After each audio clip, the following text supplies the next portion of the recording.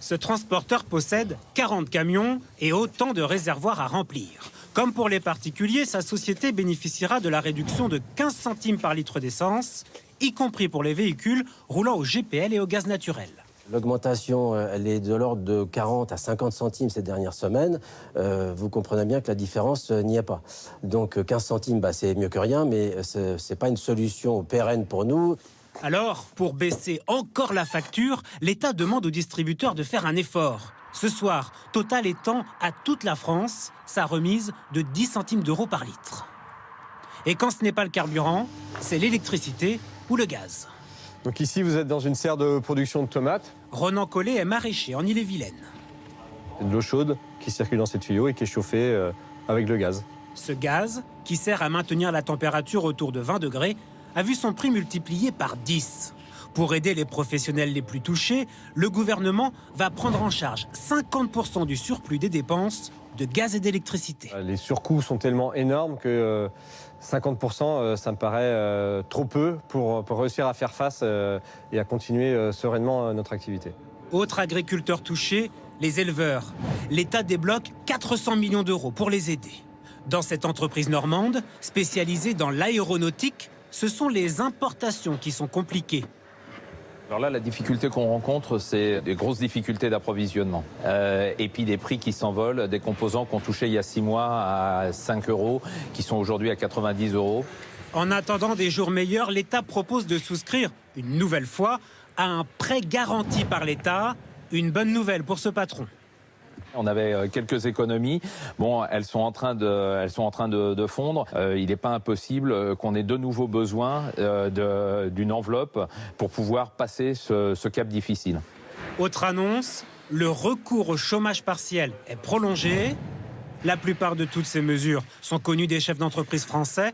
Ils en ont bénéficié durant la période Covid.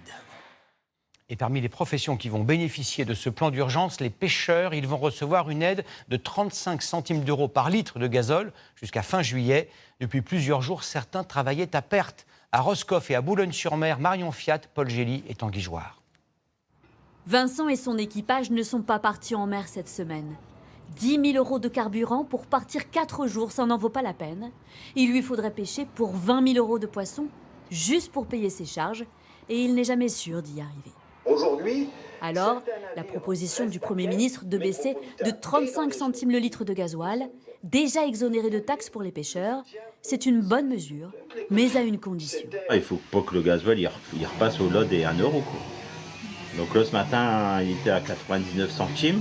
Hier, il était à 1,50 €, donc ça baisse un peu. Il faut espérer que ça baisse encore pour arriver, comme je disais, à 50 centimes le litre. 50 centimes, voire 60 maximum avec l'aide promise par le gouvernement, c'est tout juste pour que tous les bateaux reprennent la mer. Renaud, lui, est caseilleur. Il pêche le crabe en haute mer. Son plein lui coûte aujourd'hui le double d'il y a 3 mois. Il a dû baisser les salaires de ses 6 matelots pour s'en sortir. La mesure annoncée par Jean Castex pour lui n'est pas encore suffisante et surtout, il faut en connaître tout de suite les modalités précises. C'est peut-être un cadeau empoisonné, il ne faudrait pas que le gouvernement nous demande de venir rembourser derrière, quoi. Parce que là, ce ne sera pas possible, quoi. Le Premier ministre avait promis de ne pas laisser tomber les pêcheurs et de leur assurer un avenir. Mais beaucoup ont déjà arrêté le métier qui souffre de multiples difficultés. Les quotas, la baisse de la ressource, le pouvoir d'achat. Aux Aubettes de Boulogne, il ne reste plus que 9 artisans pêcheurs contre 25 il y a quelques années. Les pertes sont trop importantes. Donc ils mangent un peu moins de poissons qu'avant quand même. Et puis avec le gasoil, tout un fait que, aussi bien le gasoil des bateaux que les particuliers, nous on ressent une perte facilement de 40%. Dès demain, beaucoup de pêcheurs reprendront donc la mer. Au moins pour quelques semaines.